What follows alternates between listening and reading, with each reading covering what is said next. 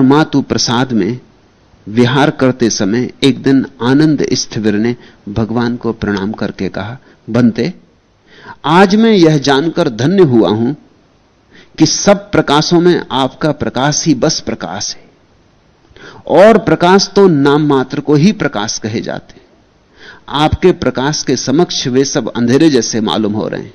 बनते, मैं आज ही आपको और आपकी अलौकिक ज्योतिर्मयता को देख पाया हूं, दर्शन कर पाया हूं, और अब मैं कह सकता हूं कि मैं अंधा नहीं हूं।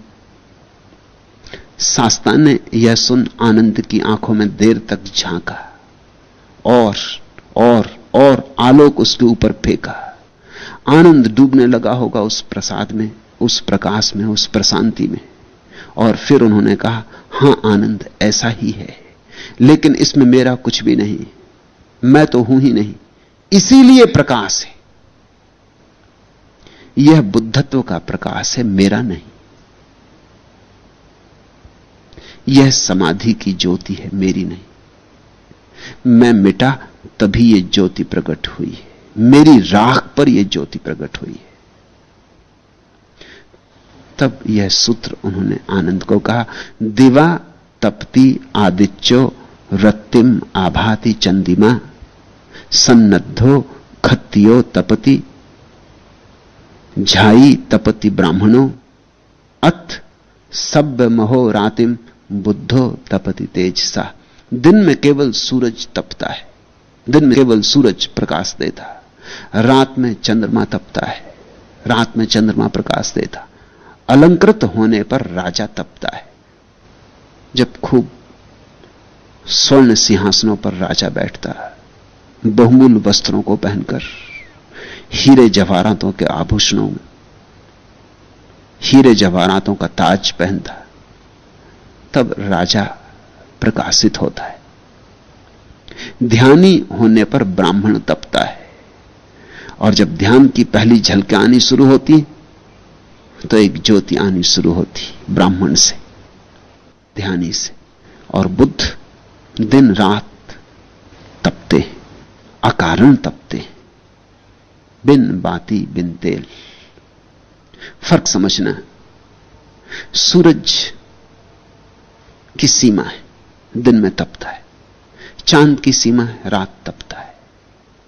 फिर सूरज एक दिन बुझ जाएगा, और चांद के पास तो अपनी कोई रोशनी नहीं, उधार है, वो सूरज की रोशनी लेकर तपता है। जिस दिन सूरज बुझ जाएगा उसी दिन चांद भी बुझ जाएगा। चांद तो दर्पण जैसा है, वो तो सिर्फ सूरज की रोशनी को प्रतिफलित करता है।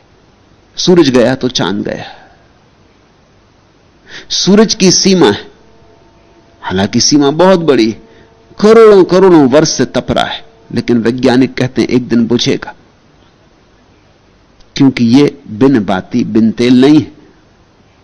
इसका ईंधन समाप्त हो रहा है, रोज रोज समाप्त हो रहा है। बड़ा ईंधन है इसके पास, लेकिन रोज सूरज ठंडा होता जा रहा है, उसकी गर्मी कम होती जा रही, गर्मी फिकती जा रही, खर्च होती जा रही। एक दिन सूरज चुक जाएगा। यह प्रकाश सीमित है। तुम्हारे घर में जला हुआ दिया तो सीमित है ही, क्या है उसकी सीमा? उसका तेल। रात भर जलेगा, तेल चुक जाएगा, बाती भी जल जाएगी, फिर दिया पड़ा रह जाएगा। ऐसे ही सूरज भी जलेगा करोड़ों करोड़ों वर्षों तक, लेकिन उसकी सीमा है। और चांद में तो प्रतिफलन है केवल। अलंकृत होने पर राजा तपता। राजा की जो प्रतिष्ठा होती, प्रकाश होता, वो अपना नहीं होता, उधार होता। देखते तुम, एक आदमी जब गद्दी पे बैठता है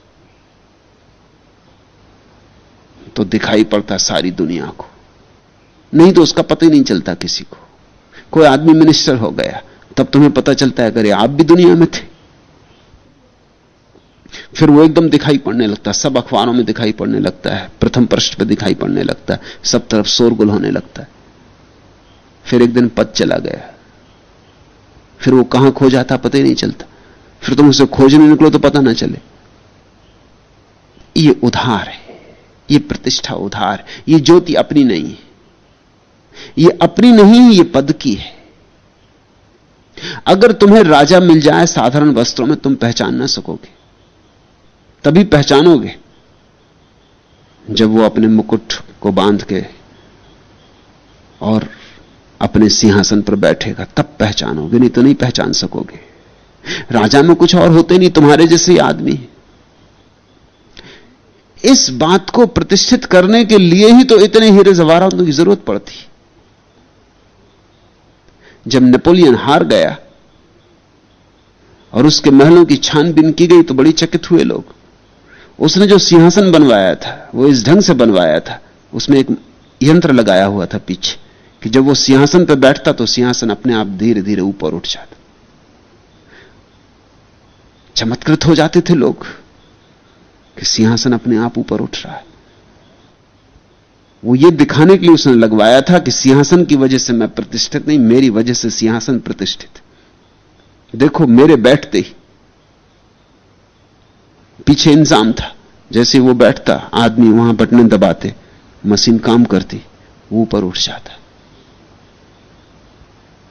वो दुनिया में अकेला सिंहासन था। लोग सोचते थे चमत्कार है, इसलिए तो लोग राजा को सदा भगवान का अवतार मानते रहे। वो भगवान का प्रतिनिधि है पृथ्वी पर, ऐसा कुछ भी नहीं है। वो आदमियों तक का प्रतिनिधि नहीं, भगवान का तो प्रतिनिधि क्या होगा। उसके पास अपना कुछ नहीं, सब उधार है। उसकी तलवार में उसकी ज्योति है, उसके सैनिकों में उसकी ज्योति है, उसके धन में उसकी ज्योति है, हीरे जवाहरातों में ज्योति है। उसकी ज्योति अपनी नहीं है। राजनीति उधार ज्योति है। इसलिए बुद्ध कहते हैं अलंकृत होने पर राजा तपता है। जब नेपोलियन को बंद कर दिया गया सेंट हेलेना के द्वीप में, तो वो सुबह घूमने निकला अपने डॉक्टर के साथ। पहले ही दिन, अब तो कैदी है, सम्राट नहीं रहा, हार गया सब। एक घास वाली औरत जिस पगडंडी पर वो घूमने गया, घास का गट्ठर लिए आ रही। नेपोलियन का साथी जो डॉक्टर है, जो उसके पास रखा गया है उसकी सेवा इत्यादि के लिए, वो चिल्ला के कहता है, घसियारिन रास्ता छोड़। उसकी बात सुनता है नेपोलियन और उसे याद आता है कि अब तो मैं एक कैदी हूं। वो हाथ पकड़ लेता डॉक्टर का, पगडंडी से नीचे उतर जाता। डॉक्टर कहता क्यों? वो कहता वो जमाना गया जब मैं कहता पहाड़ों से कि हट जाओ, मैं आता हूं तो पहाड़ हट जाते। अब घसियारिन भी नहीं हटेगी, हम ही को हट जाना चाहिए। वो दिन गए। नेपोलियन जैसा शक्तिशाली आदमी भी एकदम नपुंसक हो जाता है। पद गया कि सब गया, धन गया कि सब गया। तो बुद्ध कहते हैं राजा भी तपता है, लेकिन अलंकृत होने से। ध्यानी होने पर ब्राह्मण तपता है। राजा से बेहतर ब्राह्मण है। उसके भीतर की संपदा प्रकट होनी शुरू हुई, ध्यान उमगा। लेकिन ध्यान ऐसा है, कभी होगा कभी चूक जाएगा। ब्राह्मण ध्यानी कभी कभी बिजली जैसे कौंधे, ऐसी दशा है। बिजली कौन जाती, सब तरफ रोशनी हो जाती, फिर बिजली चली गई तो सब तरफ अंधेरा हो जाता है। ध्यान का अर्थ है समाधि की कौंध। और जब ध्यान इतना गहरा हो जाता है कि अब समाधि की तरह निश्चिंत हो गया, ठहर गया, अब जाता नहीं आता नहीं, जब रोशनी स्थिर हो गई, तो बुद्धत्व। बुद्धत्व ब्राह्मण की पराकाष्ठा है। ध्यान है झलक, समाधि है उपलब्धि। ध्यानी होने पर ब्राह्मण तपता है। बुद्ध रात दिन अपने तेज से तपते। और बुद्ध अथ सव्य महोरतिम बुद्धो तपति तेजसा, उन पर कोई सीमा नहीं है। न तो ऐसी सीमा है जैसे